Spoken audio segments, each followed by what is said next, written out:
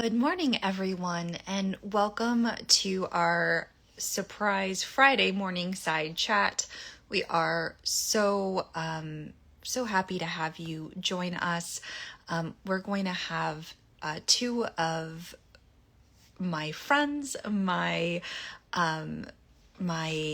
just how do I explain them? They are my she women. They are incredible.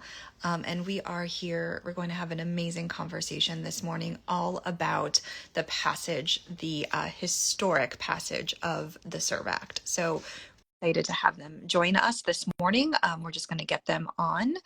Hold on 1 minute. Let me just get them. I think I have Jillian. Hey. Good morning. Good morning. How are you? I'm good. How are you? I'm good. Thank you so much for joining me. I know that it's been such a crazy week. It's been such a historic week, and I needed to have you part of this conversation. So we're just going to try to get Katrina on, and then we'll get this party started. So hopefully she will be able to get on, and then we can start speaking. But how you doing? I'm good. I'm excited. It's a good week in many ways. In so many ways. And I, we'll definitely get into this as, Katrina joins, but how long ago did we start working on the SERV Act? We started talking about that the other day when we were sort of expecting, kind of anticipating the vote, it would pass in the vote this week. So I think it's been about 3.5 years, which, as you know, is like lightning speed for a policy initiative. Yeah. So it's exciting it passed, but it's so exciting that we are able to get it done relatively quickly. And I think that speaks to the power of stories, that people can make a difference by telling legislators their stories, and we get people to respond. So I'm just thrilled. It's just been fantastic. So I have a question for you. We talk about how it's like lightning speed, and people here that are probably watching are like, wait, 3.5 years is lightning speed? That's right. A very long time. Like, what does that mean, lightning speed? I think so. If you think about it in the context, and Katrina would say this better than me, so I'll just put my little Katrina hat on and hope for the best. But there's somewhere around 10,000 bills that get introduced into Congress every year. 10,000 bills, and about 1 or 2% of them pass. So the fact that this worked is like threading, this tiny needle, and I think it speaks to how if you can find the path to making it work, that's the way that policy works. So usually a bill gets introduced, you have champions in the House and the Senate, and they get really excited about it, and they start to talk to others on the Hill, and yay, Katrina's here so she can rescue me from saying it wrong. But I was just walking Katrina through with this bill passed relatively quickly, right? We were, like you and I were talking the other day, this is sort of lightning speed to get the SERV Act through in about, what did we say, 3.5 years? Since we started thinking about it. So that it takes usually longer than that for things to pass. And I think one of the genius things that you and your team were able to do is find a way to make this work by attaching it or embedding it in another bill that we knew would have to get some attention. So I think that's part of how we were able to make it happen. And like Joanna and I were chatting before you got on about the importance of stories, that lawmakers were moved by the stories that advocates told about not being able to get care for members of their families or for themselves, for our people who serve in the military. So I think it's pretty awesome, but I'll let you say more about the lightning speed part of it and how we managed to do this. Yeah. And thanks so much for having me, Joanna, on behalf of the Eating Disorders Coalition. Yeah, Jillian was saying it's lightning speed. So I heard her mention that, there are about 10,000 bills introduced each year, which is correct. The average time period to pass a bill is about 7 years. So, and then, I will admit there are other bills that are on the docket for decades. So we started just researching this issue, I think in May 2018. I think the first time the House bill was introduced, in, I think, May 2019, so a year later, and then the Senate one was introduced pretty closely after. So yeah, we're looking at like about 3 years here. So it is lightning speed, and those stories were just so valuable. The Eating Disorders Coalition asked a lot of our advocates to send stories, and they were anonymously used, and we use them every single day. And we were also really pleased to partner with the National Military Families Association, because they had a lot of stories too that they had from their network. So it was definitely a joint effort, and just so happy to have such an amazing advocacy community within the eating disorders and military families community. Yeah, amazing. And before we continue, I just want to actually formally introduce both of you. Oh, yeah. As we always do, go right in and we have conversations. But I am, like I said at the beginning, I am so overwhelmed to be joined by two of my closest friends, both in the field and out of the field. They're also Alliance Collaborative members, which is so exciting. Dr. Jillian Lampert and Katrina Velasquez from the Eating Disorders Coalition. And I mean, Jillian wears so many hats. Like, we were on a very day, and she's like, well, let me start and go over all these hats, and then but does such incredible stuff. So Jillian, before we get started, do you want to just share a little bit more about you? Sure. So I'm Chief Strategy Officer of the Emily Program and Veritas Collaborative. We recently merged our treatment programs. Our parent company name is Akanto Health. We named it Akanto because Akanto means beside, and that's really our commitment to being beside people. And I think that speaks to advocacy as well, that we need to walk beside each other. So that's my main sort of day job hat. And then I am on the board of the Eating Disorders Coalition for Research, Policy, and Action. I've been involved with the EDC for a really long time. It seems probably about 18 years now. And I really love policy work and the fact that we get to do this together. And then I'm also the president of the Red C Consortium. And Red C is the Association of Treatment Providers, the higher level care treatment providers in the country. So we're the national organization that really thinks about how do we ensure quality care, and how do we ensure standards, and how do we think about ethics and collaboration and policy. So I'm thrilled to be able to do the things that I love to do, and really try to move things forward. I had an eating disorder for 7 years, and I'm really grateful to be recovered. And I want the same for everybody who has an eating disorder, because eating disorders are horrible illnesses to live with, and people should get the care they need and the support they need. Absolutely. Thank you so much, Jillian. And Katrina, just a few words about you too. Yeah, absolutely. Katrina Velasquez, like Jillian, I wear a lot of hats. I think it kind of goes with the nature of anything eating disorders, is that we love to do a lot. So I'm an attorney by training, and I also have a master's in international politics. And we have a bipartisan firm called Center Road Solutions, and we've been representing the eating disorders community. It feels like for almost a decade now, I think. I don't know, it feels like a lifetime. So I've been working with the Eating Disorders Coalition, really leading their policy, now recognizing myself as their chief policy officer.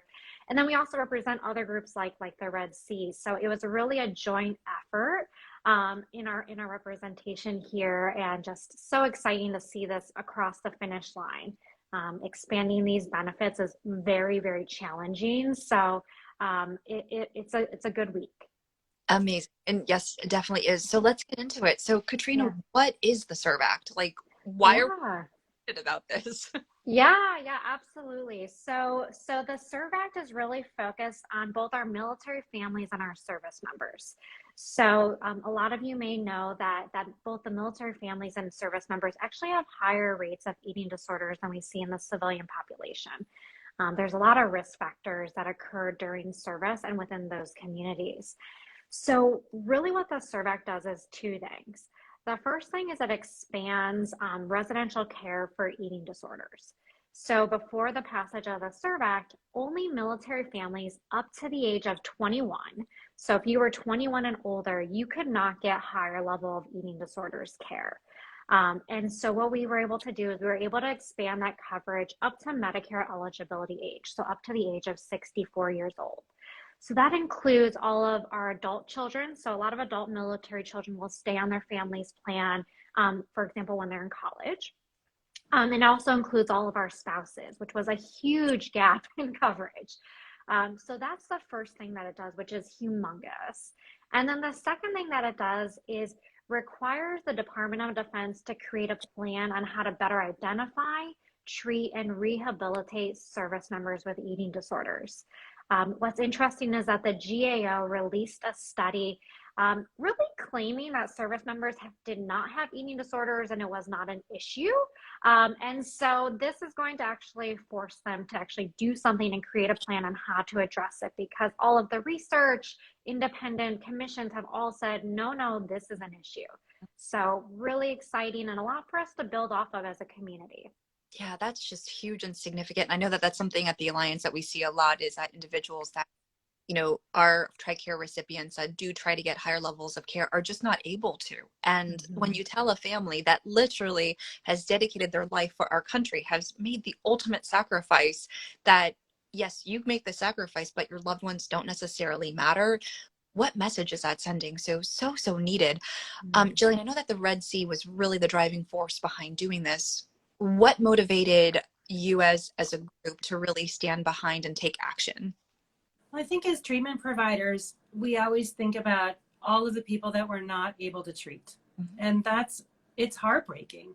And I know people will think, oh, that's just because you want to fill your treatment centers, or some people might think that, you just want to fill your treatment centers, or it's just, about the business. And it's really not. It's as a treatment provider, I mean, I've been working in this field for 25 years. And like I said, having an eating disorder, not being able to get treatment is so bad. And as a treatment provider, to have to take the phone call from somebody who's in pain, who's mustered up the courage to call and say, okay, I think I need help for my eating disorder, to only have to say to them, like, wow, I'm really sorry. The fact that you're 22 means that you can't access a whole bunch of the spectrum of care for eating disorders. And I can't do anything about that as a treatment provider because your insurance won't cover it. And I know that we have other insurance issues that don't cover things, but to your point, Joanna, of like somebody in the military whose family has made this ultimate sacrifice and has moved around and structured the world around keeping us safe and supporting us, for us to have to say, our hands are tied. We can't do this with your insurance company. So it really was so powerful to be able to say, to our partners at the EDC, like, hey, let's work together to change this, because I think we can. And wouldn't it be awesome? And while it doesn't take care of all of the problems, like, I know I want to be clear that it's not like TRICARE magically will cover everything with, a sprinkle of fairy dust, as much as I'd like that. And Katrina hears about our requests for fairy dust all the time. But I think it's one more step, and a big step, to be able to say, yep, actually, we recognize that people between ages 21 and 64 get eating disorders and have eating disorders and should get care. And so I think the treatment community was really invested in trying to do our, a little bit to try to make things better. And that's what, I think what we do every day when we wake up in the morning, we try to make it better for somebody with an eating disorder or their family. And this is a huge step to being able to do that. So we're really excited to be able to have been a small part of it.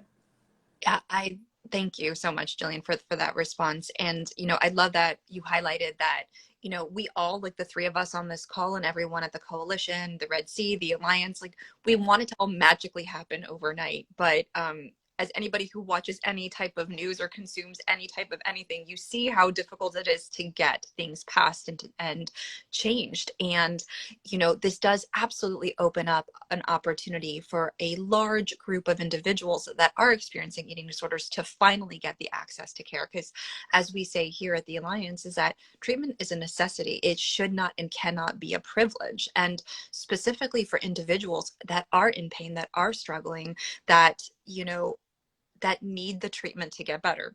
I know that, Jillian and I talk about this all the time, is, I wish that it was so easy to just think about it and have the willpower, quote unquote, to just get better.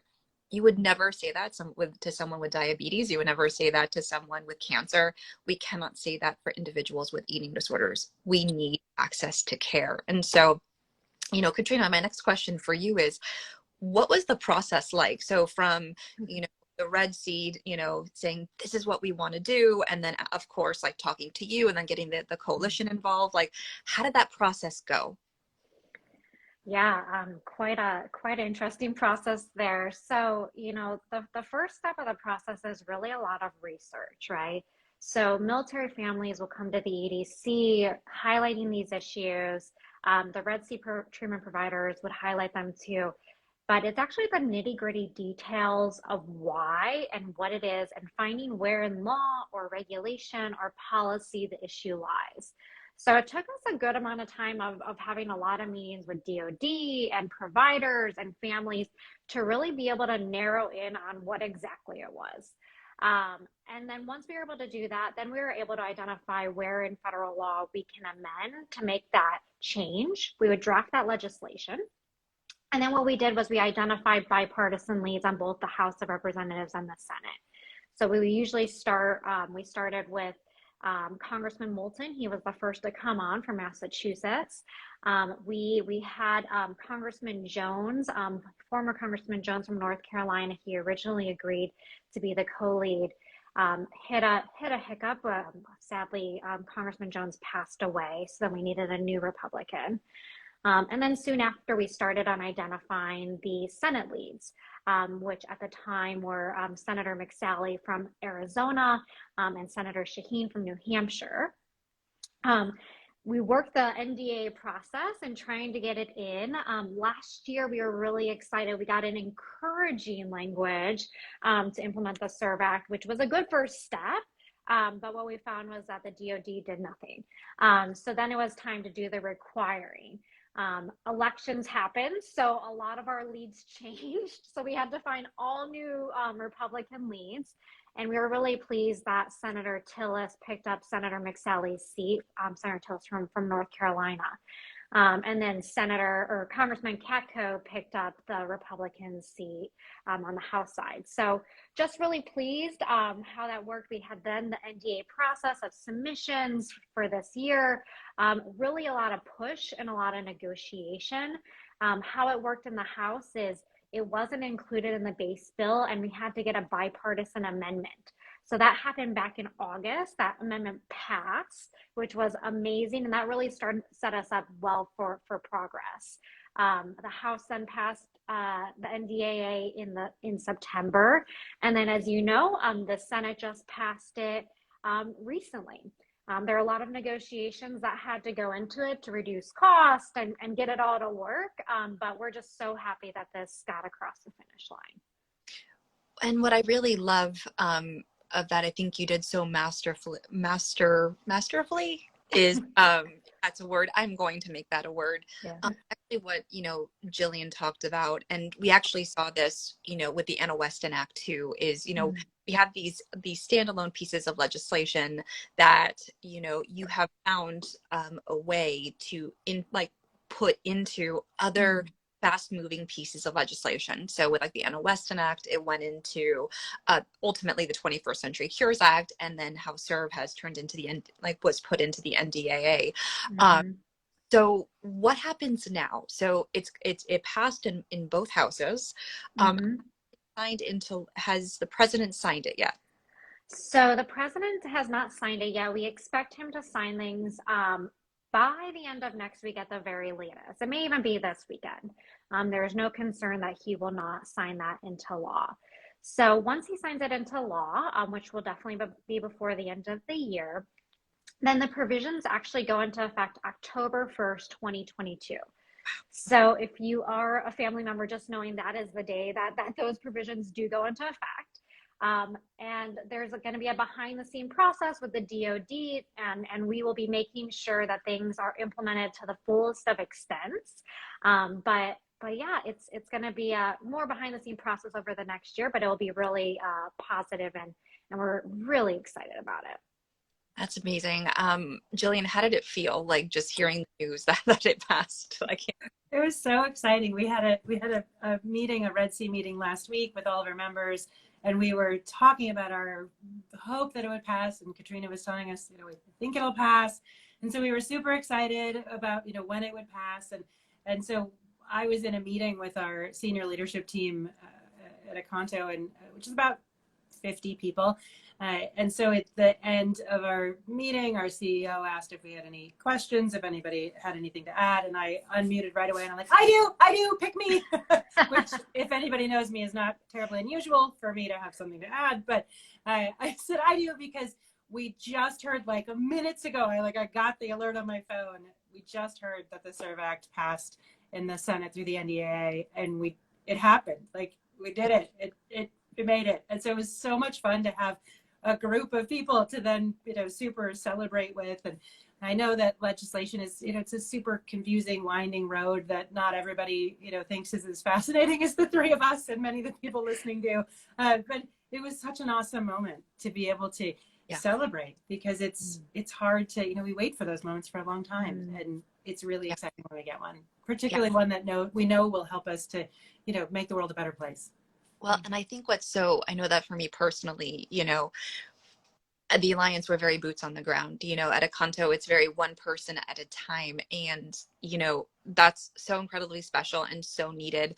And we also know that we also need to be doing like global change. So top down in addition to bottom up. And it's this, and I know both of you know this, like I fully slept through American government class in undergrad. I hated politics. I hated all things. The first time I went to DC, I literally bought a yellow, Government for Dummies, and I watched the Schoolhouse Rock, like a bill is a bill. I still had no idea, and I never thought that, so many years later, we're not going to say how many because that will age me, but just of the fact that our voice matter. And really that's like the one thing that I do want to spend a few moments talking about is so often, especially in the volatile culture that we live in around politics and government, we feel like our voices don't matter, that it's not going to be a big deal. Katrina, how and why do our voices matter? Yeah, your voices matter because they hit at home. They put meat on those bones.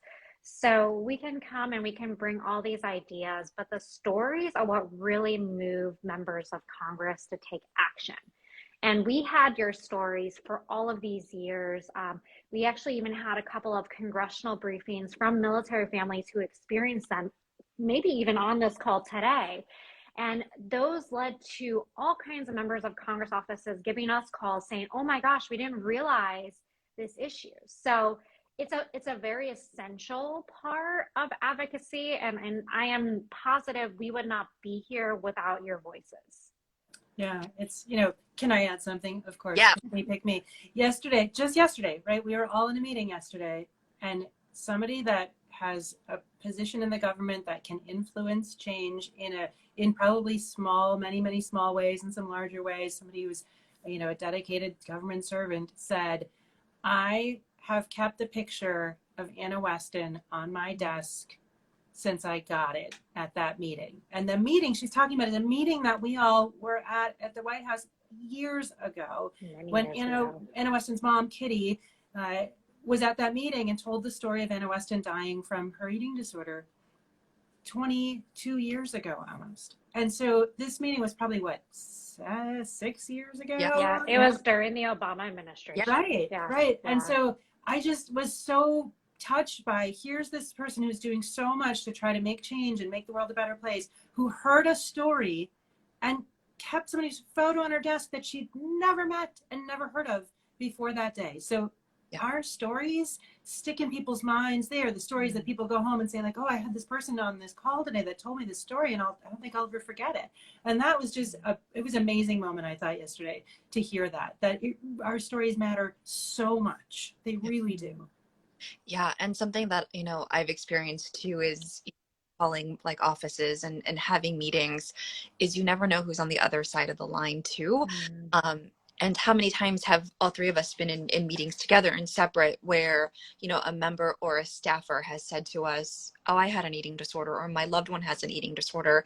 And it just, you feel seen and heard. I mean, because so much of what individuals with eating disorders, experience is that shame and that isolation. And all you want is for someone to see you, really see you, say, me too, and you're not alone. And so not only are you having this tremendous impact and change on this potential piece of legislation, there are always people behind this piece of legislation. So you never know who you're going to be speaking with. So really, really exciting. I cannot wait to see this happen. I mean, I literally ran out and shared with our resources team, all right, October 1st, this is what happens when they push back and say no. You're going to say, you have this piece of legislation to, so we're really thrilled. So Katrina, would just love to know in the last few minutes that we have, what's coming down the pike? Like, how can people that are listening become involved? Like, what should we be all excited about? Yeah. So the Eating Disorders Coalition has a lot coming down the pike. So if you don't follow us or you aren't part of our listserv, please do plan to join. We will be having a Hill Day in April or May. So hope that you'll be able to participate wherever you may be. So some exciting things that are coming down the pike. So the first thing is we've recently introduced the Improving Mental Health and Wellness for Schools Act. So what this bill does is it requires local school wellness policies, so those policies within your local school district K through 12, to have mental health education, which includes eating disorder prevention. And so it was introduced bipartisan, bicameral. We are actually hearing that the first quarter of next year, the moving vehicle, just like the NDA, the moving vehicle called Child Nutrition Reauthorization will be coming. So we are going to be trying to actually get that passed into law, hopefully Q1 of next year. The second thing that is coming down is for those of you who advocated for Anna Weston Act, the reauthorization of that big package called 21st Century Cures is coming, and Congress plans to be working on it a lot next year. One great thing that came about from that bill passage was the creation of the National Center of Excellence for Eating Disorders, which they have trained right now over 7,000 health professionals across the nation in just 3 years. And they created the first ever program for health professionals in the primary care setting to screen, briefly intervene, and refer for treatment on eating disorders. So we are going to be trying to reauthorize that center, and then we're trying to expand it. So we are going to try to expand it so that it also covers pediatricians. So we're going to try to get them to be able to have a children's program, because right now the program's only for adults. And then also have specific programs to help health professionals with the marginalized populations, Black and Brown individuals, LGBTQ+, etc. So we're super excited for this one. We're expecting this bill will be introduced in January. And then more. I'm sorry, we got a lot going on. The next thing. So I'm sure everyone has been paying attention to the Facebook files that was released by the Wall Street Journal back in September. We have a bill that is coming that is bipartisan and bicameral. And what it would do would really hold those platforms accountable. I cannot reveal too much information, but we're really trying to use a scalpel approach, which in this very divisive kind of topic area, we actually think has a humongous chance of getting across the aisle. And we've heard the same thing from committee staff. So keeping an eye out for that. We're hoping for introduction in January time period. But that will be something too that we might be able to be advocating with you guys on next year. And then the final thing is appropriations funding. Appropriations is really that federal spending. So we worked on a lot of stuff this last year for FY 2022 appropriations funding. This includes $1 million required funding to train health professionals on eating disorders. It requires NIH to coordinate on eating disorders research, and it encourages them to increase eating disorders research. It encourages the CDC to re-add eating disorders surveillance. And then it will also require the Department of Defense to have continued eating disorder research funding, which should be an additional $7 million in research. We're expecting this to be picked up by Congress to pass into law in that February-March timeframe.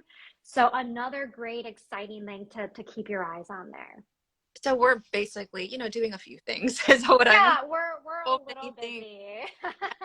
watching thinking, okay, how does this affect me? It absolutely does. To give you an idea, historically, eating disorders have received the least amount of funding of all mental health disorders, psychiatric illnesses. And the fact that we're slowly pushing the needle to get more and more, like Katrina saying, an additional $7 million, like that is tremendous money to research, and really look at not only getting more money, but expanding the zones in which we're researching, right? So that we have all folks that are represented in research, getting money to train healthcare providers, because we know so few healthcare providers are given, the tools to, recognize and refer eating disorders, to get our, access to care as far as, medical nutrition therapy and all of these other things, like so important. So we're going to charge all of you that are watching to pay very close attention the first quarter of 2022. Head over to the Eating Disorders Coalition website. You can follow them from this live on Instagram, and sign up for like the alerts, the phone to action. I will tell you, it's the easiest thing you can do. It takes 30 seconds of your time. And Katrina, hop in. How many points of contact does an office need to start paying attention to a piece of legislation? Yeah, for House of Representatives, it takes typically about 20 within 1 week. The Senate, it takes an office about 100 within a 1 week time period. So yeah, those contacts really are important. I love those numbers because it's so like, Yeah. it really is so easy. Just like Joanna's saying, literally you get a text and you push a button and it fills in a bunch of stuff about you because you just put in your information and then it'll automatically fill it in, and you push another button and it's done. And you've told somebody who can make a difference what you think, and you're one of those 20 or 100. And we've had it to the point where Katrina's called and said, all right, tell people to stop calling, there's so many. And that's what we want, right? It's so easy. So I just want to emphasize that, because sometimes people think like, how can I do anything? Literally pushing the button on your phone can make a difference and save somebody's life. Do it. Yeah. And I will tell you that, for those of you that are watching that have lived experience, this is the way that I have found that fills my heart in ways of giving back, because I know that this is something that rings true for me, for Jillian, and for many of you that are watching, is that when you go through something, you have the option to close the door and never talk about it again, or you can use it to pay it forward. And this is a way to pay it forward that's such a low lift, but can make a tremendous impact. So please get involved. Even if you don't fully understand every piece of it, it's so user friendly and it will make a world of difference. And something that Katrina did say about Advocacy Day in April or May, it will be virtual once again, which makes it so accessible. And I do even want to put a shout out that there are even scholarships available if it is cost prohibitive. We need your voice. We need to hear you. Please join us. I know, Katrina, you wanted to hop in and add something. Yeah. I will. I have to add on, my colleague Emily Rosenberg would be very upset if I didn't mention this. But one thing that we started really halfway through the year was developing super advocates. So right now we have 80 super advocates that, in addition to what Joanna was saying, they go above and beyond. They help to find folks in their network, in their community to join. They share their story. They do all kinds of amazing things with us, and Emily works one-on-one with them. So if you are interested and you're like, I want to join and I want to do even more than making a call, please reach out to us at the Eating Disorders Coalition. Emily Rosenberg is walking everyone hand in hand. She has had lived experience as well, and so can definitely translate things very easily with you, and is really hoping to grow that base of super advocates. That's amazing. And definitely I will double shout out to Emily. She actually just put into the chat, you can text text EDC, to 52886, and then it'll automatically trigger a text back to you. So please join. I can't believe we're out of time. I could honestly talk to you all days, but I do know that Jillian had a hard stop at 10:30. So thank you so much for the the balance of your, like, just extra time. And for just both of you for just being such amazing friends and colleagues and just family, to be like, we really want to get this out. Don't worry if you've missed this live. We're going to send it out to our database. We'll make sure to tag the EDC and the Emily program, and Akanto on all of the things, so we can watch it far and wide. This is a big deal. This is a very, very, very big deal. And, you know, I hope that both of you are able to take a step back and really lean into it. I do believe, and Jillian, you can correct me if I'm wrong, today is one of our Fierce Leaders' 70th birthdays. So happy, happy, happy birthday to the fabulous and amazing. And I know that she's the reason why I do the work that I do in this space. I'm sure very similar to Jillian. I can't think of a better 70th birthday present than, you know, another passage of eating disorder legislation. And then just a very quick shout out to, you know, remember that during this holiday season, if you do need extra help and support, the Alliance will be here. We will not be holding our virtual groups on Christmas Day and New Year's Day. However, we do have makeup groups on Thursday, December 23rd and Thursday, December 30th, just because we really want to be there for you. Our offices will remain open throughout the holiday, except for on Christmas Eve and New Year's Eve. So please know that we are just a phone call away. Katrina, Jillian, I love you both so, so much. Thank you for just being my sheroes, the people that I'm honored to walk next to and motivate me to do better and be better. So thank you all for joining us this morning. Please take care. Have a very safe, healthy, and happy holiday and new year. And we will all see you on the advocacy side of things in the first quarter.